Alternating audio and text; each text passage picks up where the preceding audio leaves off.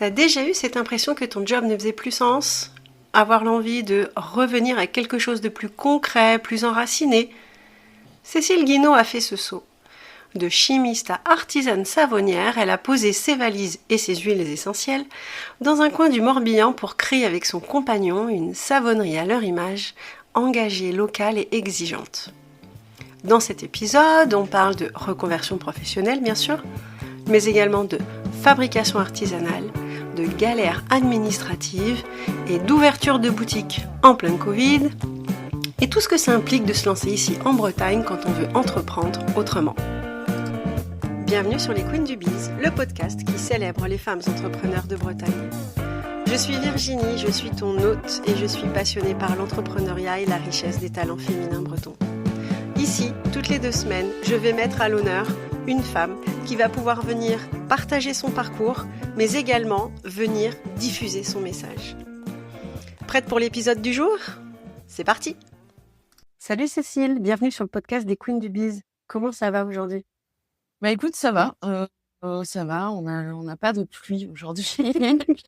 Je suis plutôt en forme, donc c'est plutôt cool. Et puis je suis assez contente de participer à ce podcast. Ah super, Oui. cool. Dis-nous, pour les auditeurs et auditrices qui ne te connaissent pas encore, est-ce que tu peux te présenter, nous dire quelle est ton activité, où est-ce qu'on te trouve, ce que tu fais au quotidien ?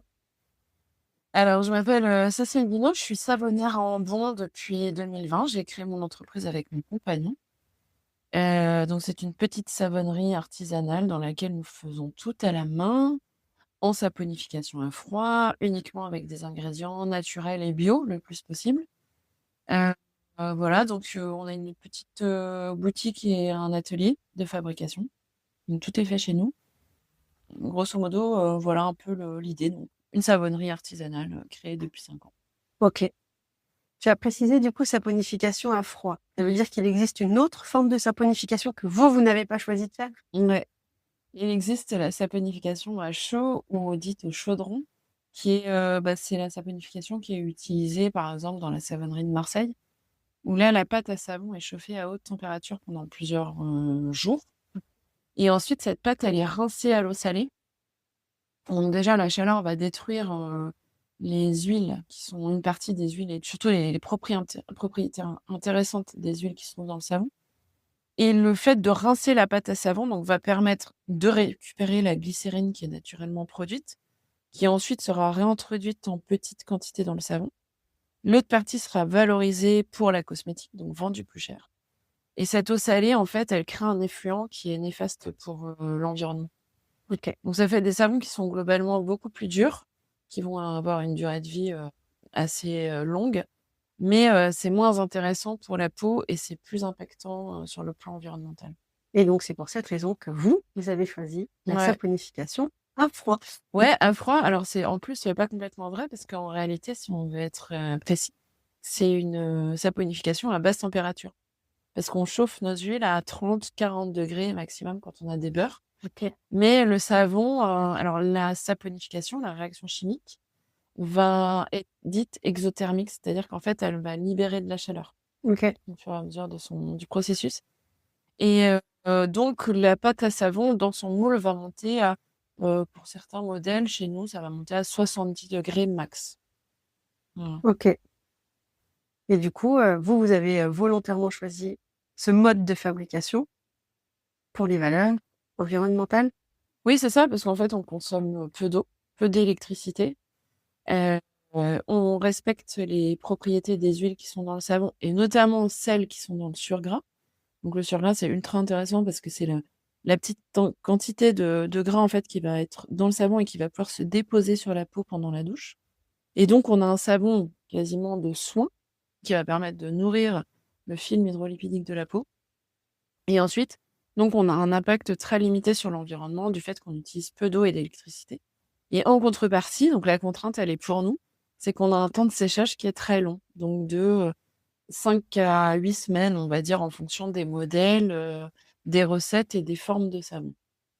Ok. Faut laisser la nature faire les choses. Ouais, c'est ça. On la brusque pas. Non. C'est ça. Et du coup, tu as une boutique dans laquelle on est aujourd'hui pour réaliser l'interview. Heu, Avant de parler, du coup, de l'ouverture de la boutique, on va faire un tout petit retour un peu dans le passé parce que dans ta présentation, on a bien compris que tu avais l'air quand même de bien connaître le processus chimique et voilà. Et donc forcément, ma question est, d'où te vient ces connaissances, chimiques liées à l'activité que tu as aujourd'hui? Alors, on est tous les 2, donc Michel et moi, chimistes de métier. Donc Michel, lui, a été ingénieur chimiste pendant de nombreuses années dans un centre technique spécialisé dans l'extraction végétale. Et ensuite, il a travaillé dans tout ce qui était boissons et spiritueux. Et c'est même quelqu'un, en fait, qui a une thèse, en fait, un doctorat en chimie, en valorisation des produits agricoles. Donc, c'est vraiment la caution, j'ai envie de dire, chimie de l'équipe. Et moi, j'ai une vision beaucoup plus transversale des choses parce que j'ai touché à des domaines très différents. Mais j'ai aussi une formation en chimie, donc je suis phytochimiste de métier. Mais déjà, rien que dans mon parcours, en fait, j'ai fait d'abord de la biologie animale, puis de la biologie végétale, puis de la biotechnologie végétale, puis de la chimie végétale. Tout ça pour donc être ingénieur ensuite dans divers secteurs cosmétiques, un peu l'agroalimentaire rapidement et beaucoup de recherche R&D, recherche publique. R&D, recherche et développement. Recherche et développement. OK. Comment ou le pourquoi peut-être? D'abord le pourquoi. Pourquoi on passe de ingénieur à, l'artisanat dans la production, de savon? Alors pourquoi j'ai changé? Parce que j'avais besoin de me rapprocher de mes valeurs. C'est-à-dire que j'ai fait il y a différentes raisons. D'abord parce qu'on a eu tous les 2 un parcours professionnel un peu compliqué, semé d'un certain nombre d'embûches, sans rentrer dans le détail. Mmh. Déjà, on avait envie d'être, à notre compte, d'avoir davantage d'indépendance, ça c'est la première chose. La deuxième, c'est qu'on n'allait pas non plus faire n'importe quoi et que la savonnerie, c'était une continuité de notre métier. L'artisanat, c'est un monde particulier qui est très beau, qui demande beaucoup de patience et d'abnégation. Et puis donc de nous rapprocher de nos valeurs, d'être plus en lien avec les on va dire, les valeurs environnementales, de respect donc de la nature, de l'environnement, de la peau aussi des gens. Parce qu'on voulait fabriquer des produits qui soient plus sains et très simples, en fait. Parce que plus c'est simple et en général, moins c'est dangereux. C'est sûr. Voilà. Non, non, c'est clair. Donc ça, c'était le pourquoi pour, les valeurs, heu, pour du coup défendre ce en quoi vous croyez et participer à tout ça. Maintenant le comment. Alors le comment, sur le plan, purement technique, le comment, il a été très rapide. C'est-à-dire que fabriquer des savons, c'est pas très compliqué et donc on a très vite compris comment ça fonctionnait parce que justement on avait un bagage aussi, de chimiste qui nous permettait d'aller assez vite sur Mmh. ce sujet-là. Après, on a quand même tous les 2 fait une petite formation savonnerie, surtout pour appréhender la réglementation qui est très stricte, Oui. qui est particulièrement contraignante. Et donc cette formation nous permettait, alors moi j'en ai fait de la réglementation, mais sur des sujets assez, différents et là la formation nous permettait de gagner du temps en nous briefant, en nous permettant d'aller droit au but sur les points, vraiment à prendre en compte, à contrôler, voilà. Et ensuite, il y a toute la partie, entrepreneuriat, sur laquelle on était, complètement innocents, j'ai envie de dire, Oui. puisqu'on est issus de familles, l'un et l'autre, heu, qui viennent pas du tout du monde de l'entreprise. Donc là, on était, un peu perdus au début et donc on a été suivis. On a demandé, de l'aide en fait, on s'est fait suivre, on a demandé des conseils parce qu'il faut être bien briefé pour savoir, quel statut choisir, quel Oui. statut d'entreprise, comment on monte son business plan. Enfin, tout ça, c'était des mots qui nous étaient un peu inconnus Mmh. et donc on s'est approprié, tout doucement avec le temps. OK. Et est-ce que ça a été, qu'est-ce qui a été le plus dur? La formation, sur la saponification, la réglementation ou la partie, je mets les bottes dans un entrepreneur et je fais ce qu'on attend de moi. Sans aucun doute, la partie entreprise. Ouais, vraiment. Non, non, j'ai envie de dire, c'était du velours, quoi. La partie saponification, réglementation, pour nous, on était chez nous, quoi. Ouais. Mais par contre, la partie entreprise, je pense qu'on nous a bien expliqué 10 fois les différents statuts de l'entreprise et on comprenait rien et on était perdus. Ça a été compliqué. Tout ce qui est ensuite fonctionnement, parce que le statut de l'entreprise va définir, par exemple, le régime fiscal. Mmh. Donc ça, il y a des implications, en fait, futures qu'il faut quand même bien prendre en compte. Et puis ensuite, comment on va s'organiser? Quels vont être les canaux de vente? Enfin, il y avait tout un tas de c'est pour ça que c'est hyper intéressant de faire une étude de marché et un business plan, au départ. Même si on s'aperçoit 5 ans après qu'on s'en est un peu éloigné, mais ça permet quand même de partir sur des bases, solides. Et c'était vraiment ça le plus compliqué pour nous. OK.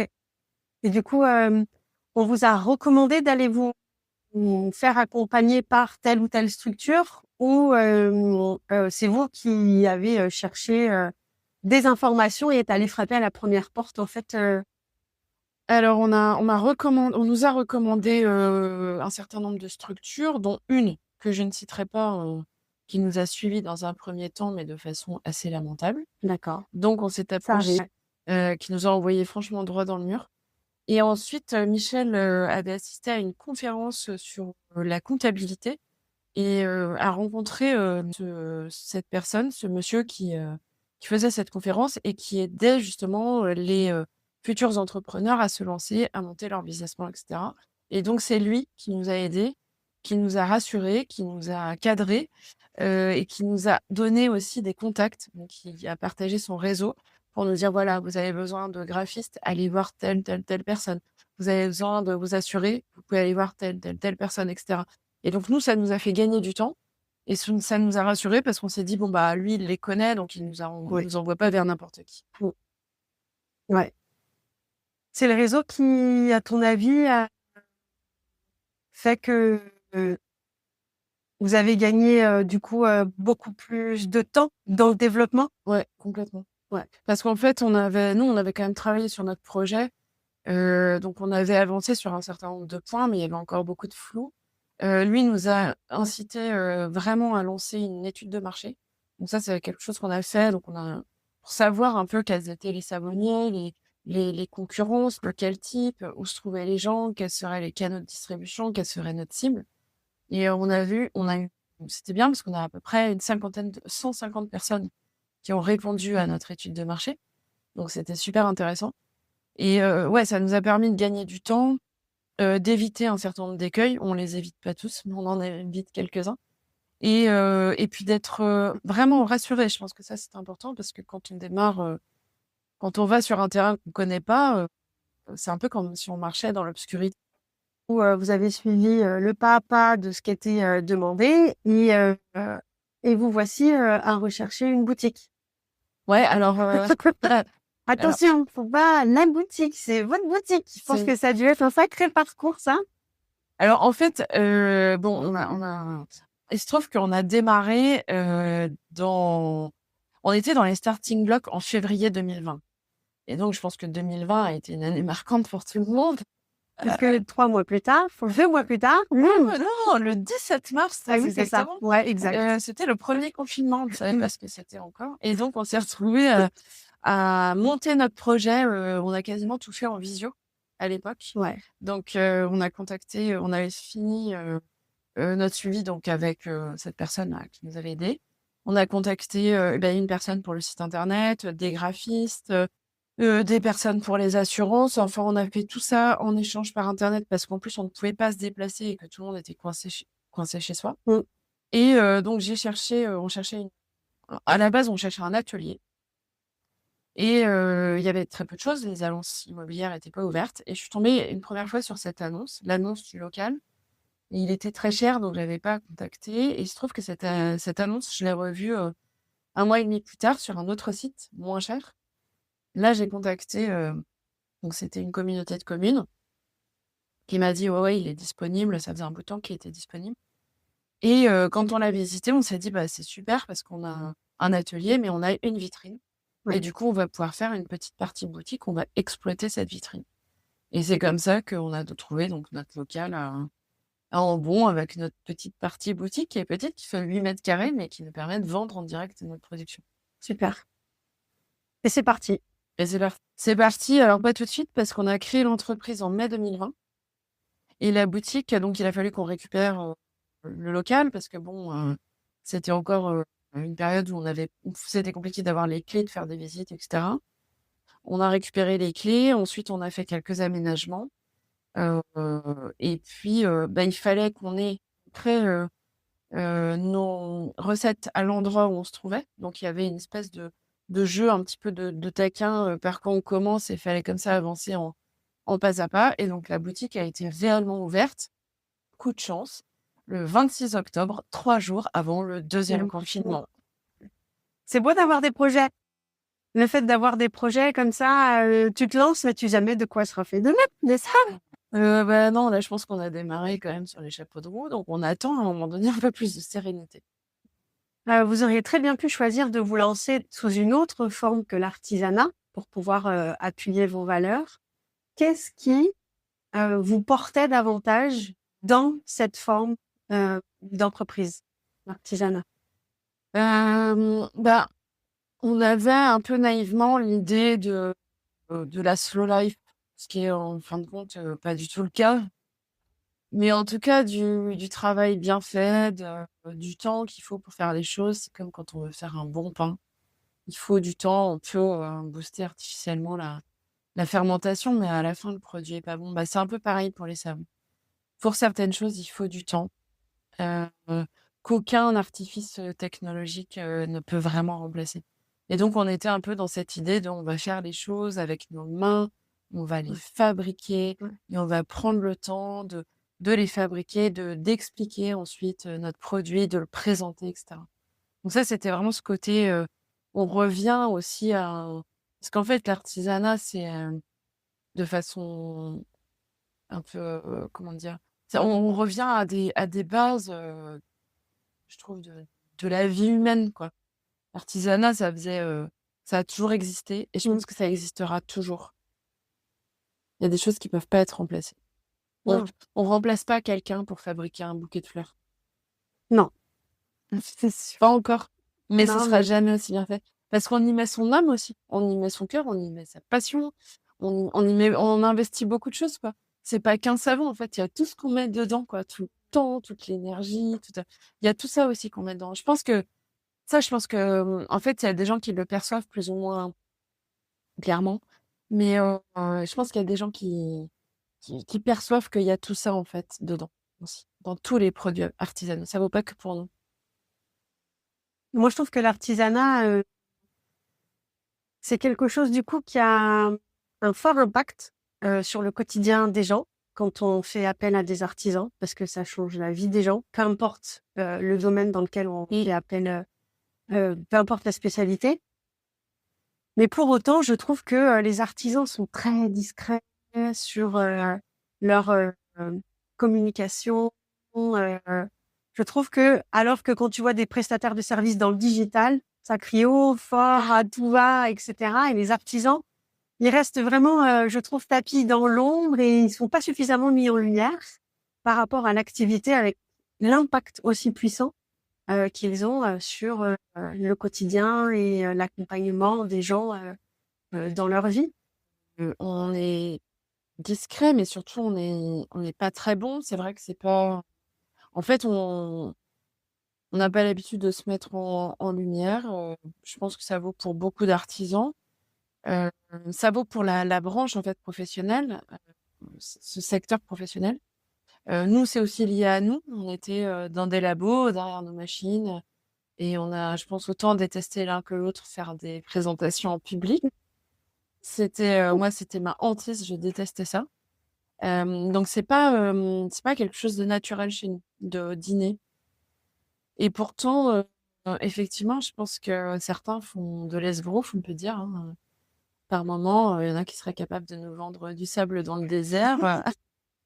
Et nous, on n'est pas capable de ça et c'est dommage. Mais heureusement, il y a quand même des personnes, je pense notamment à une structure qui s'appelle Créal Ouest, là, qui est menée par qui est enfin, dont Corinne Gillard est à l'origine, qui a été elle-même artisane et qui cherche vraiment à mettre en valeur les artisans. Alors, pour l'instant, de la Bretagne et du Grand Ouest, petit à petit, ça s'étend. Mais je pense que c'est vraiment, elle, un projet qui lui tient particulièrement à cœur parce qu'elle a compris tout ça, notre défaut de communication, de mise en valeur, voilà. D'ailleurs, c'est quoi ton rapport à la communication? Toi qui mets les mains dans quelque chose au quotidien. Alors moi, là où vraiment mon rapport à la communication, il est pas très bon. En fait, c'est compliqué pour moi de communiquer. D'abord, je manque de temps. Je trouve que, enfin, on en revient à cette histoire d'emploi du temps, mais je trouve que c'est quelque chose qui est très chronophage. Souvent, je vois des communications que je trouve très superficielles. Donc, je sais pas trop jusqu'où je peux aller pour montrer ce qu'on fabrique. C'est pas mon domaine de prédilection au départ. Cependant, là où je me suis surprise, c'est sur les marchés. Parce que finalement, sur les marchés, c'est une façon de communiquer Exactement. et où j'étais très à l'aise et je me disais, mon Dieu, si certains collègues que j'ai connus il y a 10 ans me voyaient sur un marché, ils seraient vraiment très surpris de me voir blablater, parler, expliquer, voilà. Parce que je pense qu'en fait, j'aime mon produit, je suis convaincue de sa qualité et j'ai envie de le faire savoir. Et je pense que c'est vraiment là où je suis la meilleure, en fait. OK. Diffuser ton message. Et Ce en quoi tu crois. exactement. Parler de ce en quoi tu crois. Parmi tout ce que tu fais, dans ton activité aujourd'hui, heu de la prod à la com, à la compta, à réglementation ou vendre ou je ne sais quoi, parce que je ne sais pas exactement tout ce que tu fais en lien avec ton activité. Quelle est, justement la tâche, qui, te plaît le plus, et quelle est la tâche du coup qui te plaît le moins? Alors, la tâche qui me plaît le plus, sans aucun doute, c'est le développement de nouveaux produits et malheureusement, à laquelle j'ai pas le temps d'accorder, suffisamment de temps. Donc là, récemment, alors c'est développement de nouveaux produits au sens large, c'est pas forcément de nouvelles recettes. Ça peut être présentation, mais l'autre jour, donc on travaille là pour un démarié, donc j'ai fait une présentation différente, d'un produit donc qu'ils ont décidé d'offrir à leurs invités et en fait, j'ai passé du temps à faire, un graphisme, voilà, trouver l'emballage qui va bien, qui est recyclable, l'étiquette qui va bien et cetera et tout ça, c'est un truc que j'adore faire et c'est là que je m'éclate, en fait, dès que je suis dans la nouveauté. Moi, j'ai toujours détesté la routine donc c'est vraiment là que je m'éclate et puis ensuite, j'aime bien les marchés en dehors du fait que physiquement, c'est dur. J'aime le contact avec les gens et ça vaut aussi en boutique, le contact avec les gens.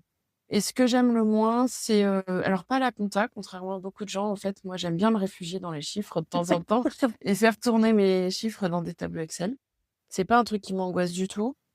Je pense que ce que j'aime le moins, c'est, la réglementation que je trouve compliquée, touffue et surtout ma hantise, c'est de passer à côté d'un texte, vital, donc de rater vraiment une information essentielle. Donc ça, pour moi, c'est pesant. C'est vraiment un truc que j'aime pas faire. Voilà. C'est même stressant? Tu as Ouais, c'est peur du coup stressant. de rater quelque chose qui pourrait mettre en péril ton activité? Exactement, Ah ouais. ouais. Ah Alors ouais. je pense que, au niveau des contrôles fraude, Mmh. ils sont pas non plus ils font pas tomber le couperet au 1er tour parce qu'ils savent bien que pour nous c'est compliqué. Mais, ça veut dire que tout de suite, derrière, il faut mettre en place des actions, de rectification, enfin voilà, montrer en tout cas, il faut toujours montrer sa bonne foi en plus, Ouais. ce qui est notre cas, hein, on est quand même, de bonne foi. Mais, c'est pas parce qu'on est de bonne foi qu'on ne peut pas faire d'erreur. Ça peut arriver à tout. Ouais. Si, une queen, a un petit projet dans l'artisanat en tête, qui trotte et cetera, tu lui donnerais quoi comme conseil? Alors, je lui donnerai un conseil qu'on m'a donné quand on a commencé, c'est de bien s'entourer et je pense qu'effectivement, plus le temps passe et plus je me dis que c'est absolument essentiel de bien s'entourer. C'est-à-dire qu'il faut pas, 50 personnes autour de soi, il faut pas 50 avis, ça sert à rien. Ça perd, ça perd l'entrepreneur plus qu'autre chose, enfin le porteur de projet. Par contre, il faut, quand on sait pas faire, on peut pas tout faire. Par exemple, nous on voulait un site internet. Moi, j'avais commencé à regarder, je pense que j'aimais bien toucher à l'informatique, tout ça. J'aurais pu le faire, mais j'aurais mis certainement beaucoup de temps, ça aurait pas été super bien fait. On a préféré, s'adresser à quelqu'un. Pour le graphisme, c'est pareil. C'est-à-dire que par moment, ça sert à rien de vouloir faire des économies à tout prix. Il vaut mieux aller droit au but, payer une prestation, que ce soit bien fait, que ce soit carré. Voilà, c'est une perte de temps, qu'on s'épargne. Et c'est surtout, on se décharge mentalement d'un certain nombre de choses Mmh. qui peuvent polluer, ton objectif initial dans le développement de ton activité et Mmh. cetera et ça te permet de rester vraiment concentré sur ton projet et pas sur, l'annexe, en fait, qui vont venir servir ton projet, mais C'est ça. que toi tu maîtrises. Exactement, faut savoir se concentrer sur ce qu'on sait faire, sur l'essentiel, sur le cœur du projet. Nous, c'était le développement de produits et la production initialement et Ouais. la vente. Ça, on se sentait de l'assurer et il y a des choses, qu'on se sentait pas de faire, donc on a préféré, comment dire? Déléguer à d'autres, Pas d'autres. OK. à des spécialistes, en fait. Ouais. Aujourd'hui, comment tu fais, pour, te tenir un peu toujours au goût du jour de ce qui se fait, dans le développement du monde de l'artisanat ou dans ton activité ou dans le monde de l'entrepreneuriat? Tu lis, tu te formes, tu fais quoi? Alors je me forme, mais pas forcément sur le plan technique. Je me forme, plus sur, tout ce qui est, communication digitale, réseaux sociaux, commerce et cetera. Pour le pur artisanat, moi, j'ai besoin de rencontrer des artisans. Donc j'aime bien faire des marchés de créateurs, des marchés d'artisans parce que, l'ambiance est pas du tout la même que sur un marché hebdomadaire. Donc je me nourris de ça, de ces personnes-là qui sont toutes, des personnes très créatives, qui ont toutes des parcours différents. Beaucoup de personnes sont en reconversion aussi. Des conseils des autres, des plus anciens. Je lis, alors je lis beaucoup, mais plutôt, pareil en digital, sur les réseaux sociaux. Voilà, je vais lire des articles, comment évolue tel ou tel secteur. Mmh. Mais c'est surtout par les rencontres, je dirais, plus par les rencontres. OK.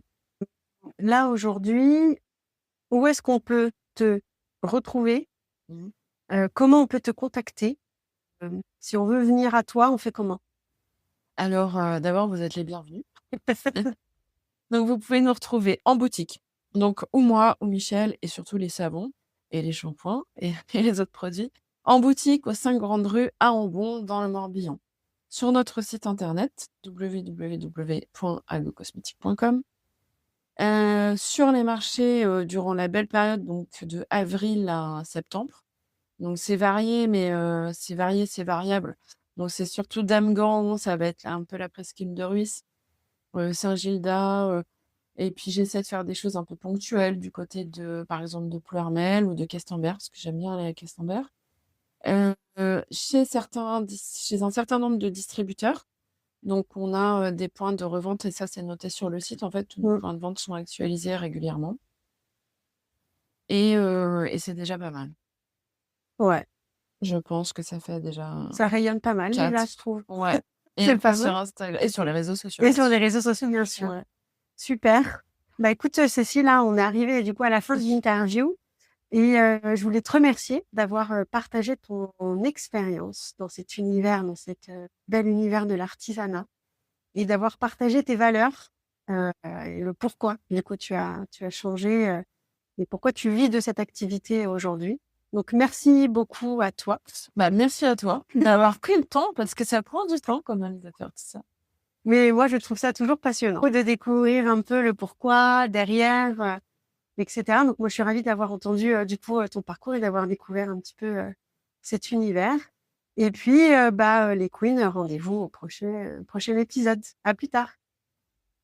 Merci d'avoir écouté cet épisode des Queens du Biz. J'espère que cette interview aura su t'inspirer, te motiver, te réconforter si tu en avais besoin. Pour m'aider à briller encore plus et pour accompagner d'autres queens à briller davantage, je t'invite à laisser un avis 5 étoiles sur ta plateforme de podcast préférée. N'oublie pas de partager l'épisode à tes proches, à tes copines, entrepreneurs ou pas, et sur tes réseaux. Retrouve-moi sur Instagram, sur le compte Les Queens du Biz, où je te partage les coulisses et d'autres profils de femmes audacieuses. On se retrouve très vite pour un nouvel épisode. À très bientôt!